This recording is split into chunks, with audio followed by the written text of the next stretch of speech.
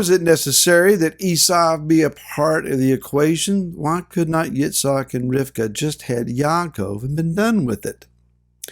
Hi, this is Barry Phillips of 10-Minute Torah, day number 3, the Torah portion Toldot, and we're still in Bereshit, Genesis chapter 25.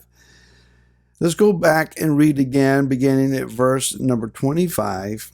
And the first came out red all over like a hairy garment, so they called his name Esau, which means red. And afterward his brother came out with his hand holding on to Esau's heel, so his name was called Yaakov. And Yitzhak was 60 years old when she bore them, and the boys grew up.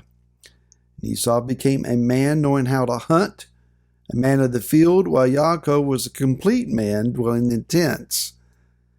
And Yitzhak loved Esau because he ate of his wild game, but Rivka loved Yaakov. We'll pause there for a moment. And so, while they are twins, they are different in their appearance. Esau is hairy. Yaakov is more smooth-skinned. Esau is one who was given to the outdoors, to that which is rugged and physical, while Yaakov seems to be one then that focuses primarily, it says in the tents. This is not suggesting that he was helping Rivka in the kitchen, or that he was a man who lived indoors.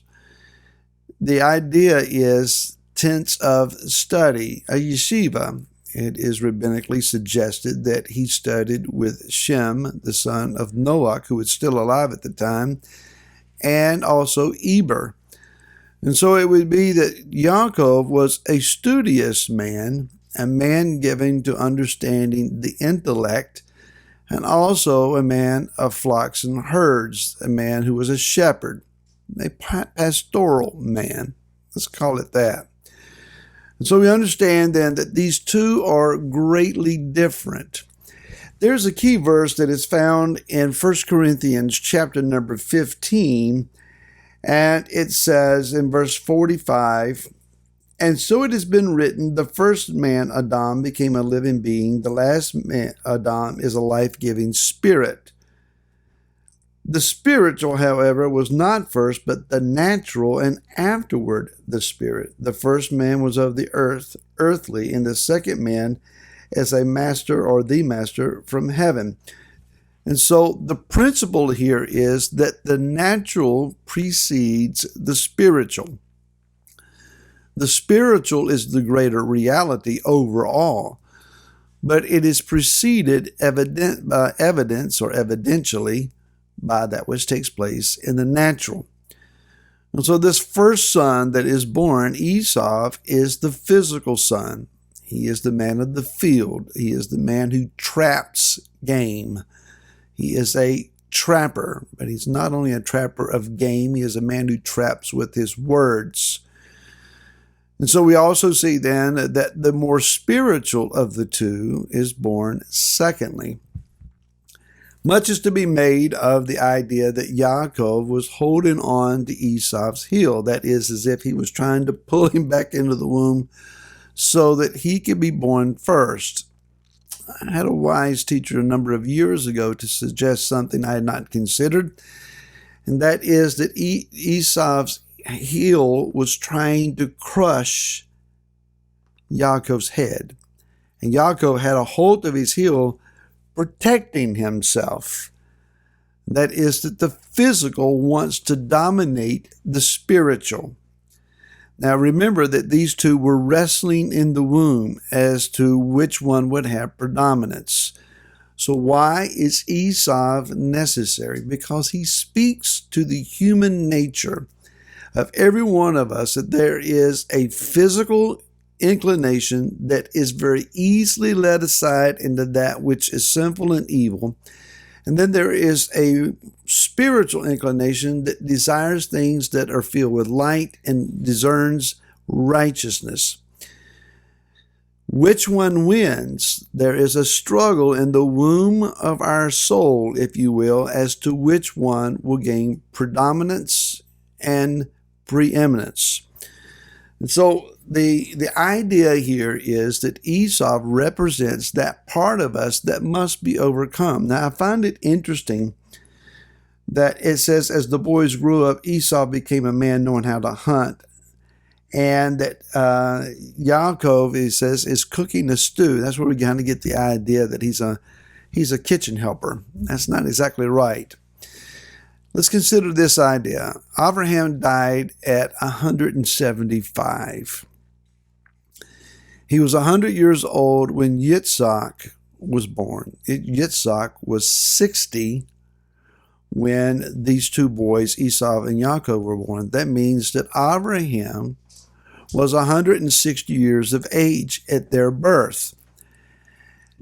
At his death, the two boys would have been 15. And so the stew that is being cooked here is a red lentil stew by its Hebrew definition, which is traditionally known as the mourner's stew.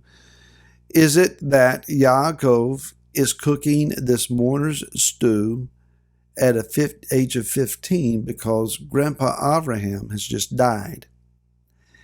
If, big if here, this is just plausible thought, interesting idea, not a doctrine. Don't take it as such, but it's an idea worth considering.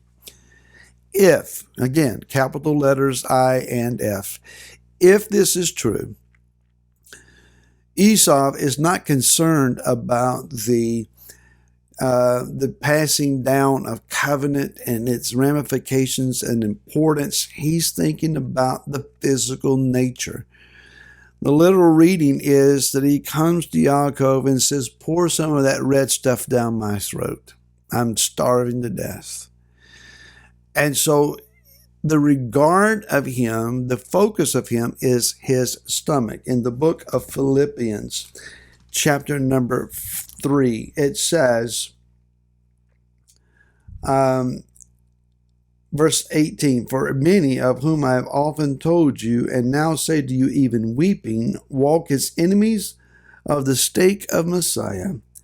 Their end is destruction. Their mighty one is their stomach, and their esteem is in their shame. They mind the earthly.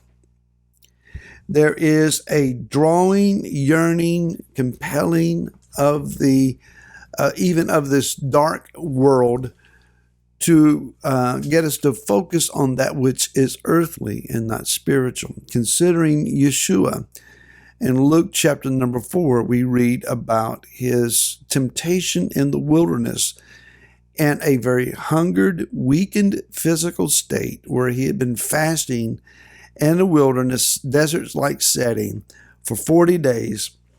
It says that in verse 3, the devil said to him, if you are the son of Elohim, command this stone to become bread.